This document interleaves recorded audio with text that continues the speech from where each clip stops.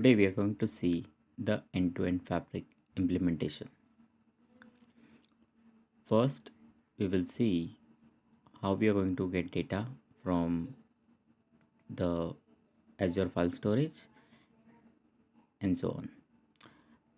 Now, let me just explain over here. Here we have a bronze layer, then we have a silver layer, and then we are going to load data into the data warehouse. The bronze layer where the data is coming from the raw Azure file storage over here. Let me just show you the Azure files. Those will be present over here at this location. We got this from the Kaggle site, the OList e-commerce data.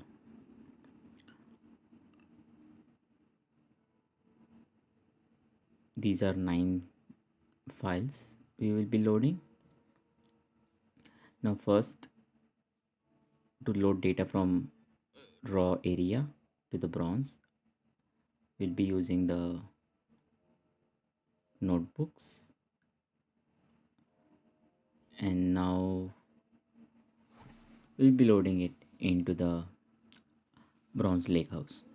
So we'll just check if the tables are not present, and I'll be loading this with the PySpark file.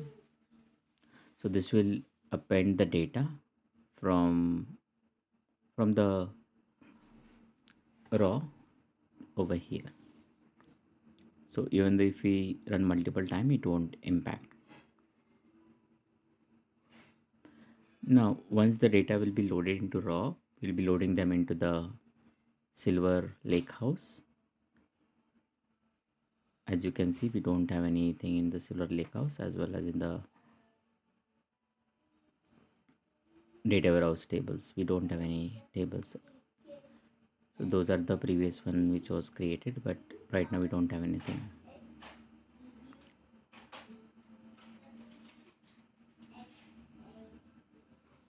So we'll be loading first raw to bronze using notebooks, and then we'll be using dataflow gen 2 for bronze to silver, and then silver to gold we'll be using SQL script.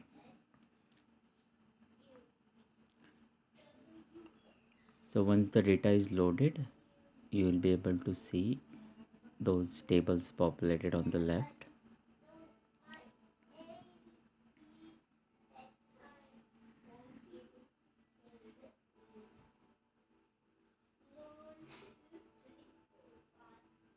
And let us see what we can get over here. Right now I'm just pulling data from bronze lake for category name, and if you see, there will be around 71 rows over here, and in the file we can see there will be also 71 rows. So total it will be 72 including the header. So we have the header at the top, and at the bottom we are having 72 rows. Now once the data is loaded over here, we need to run the pipeline. So this pipeline is running both dataflow gen 2 as well as the pipeline for loading the data into prod to the gold layer. So now I just executed. Let us see how long it takes. Till that time, let us see the.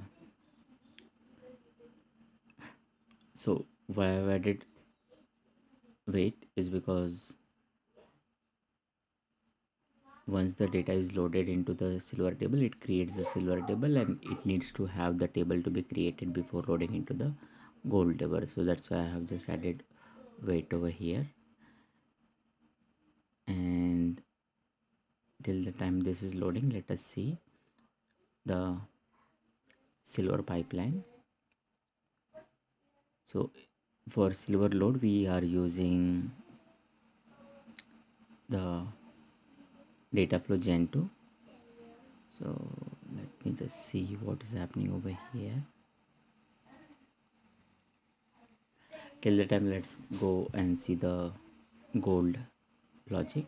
So in the gold layer we are using pipeline, and we are just checking the type of load, full or incremental. If it is a full load, it will run the full load script. If it is incremental, it will load the incremental load script. And here we are using just a SQL script. So we want to show what are the different types we can do the transformation and the data load. So bronze we are loading with the notebooks, and then for silver we are using for the data flow gen 2. It got succeeded right now, and the wait time is just added in order to get those data table refresh, metadata refresh, and we can just run the gold layer, so gold pipeline. It will take a couple of minutes, and then we'll just see what we will be doing next. So we have the sample semantic model created, where there is a fact table and surrounded by the dimension table. It's a star schema.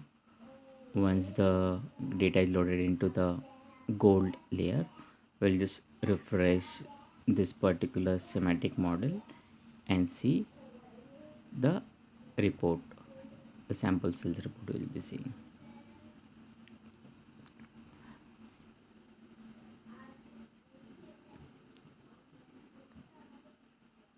So we have also added some of the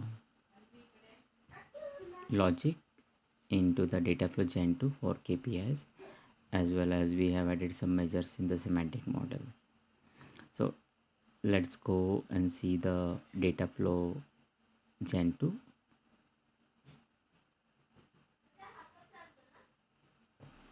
So over here it is just loading, and here we are using Power Query for adding some additional columns like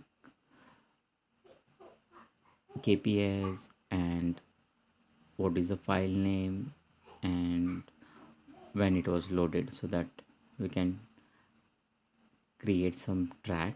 We can backtrack the information if needed.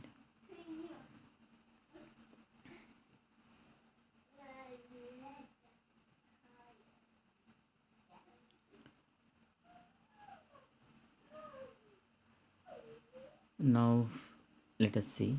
I think our pipeline got successfully loaded, so I'll just close this.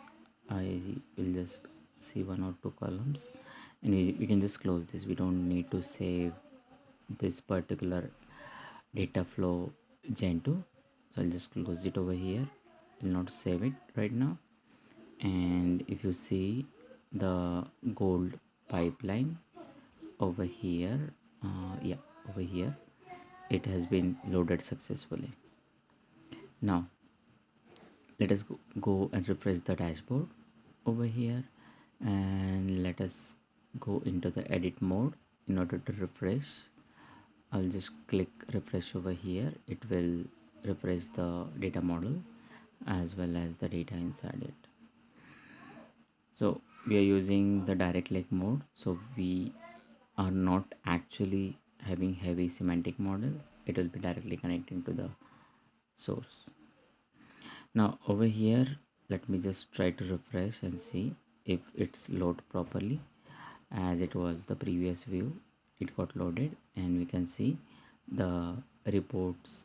We can slice based on years, as well as we can do interactive slicing for state as well. And other thing is, if we do the interactive slicing based on any of the visuals, we can also do that. So if I click over here on the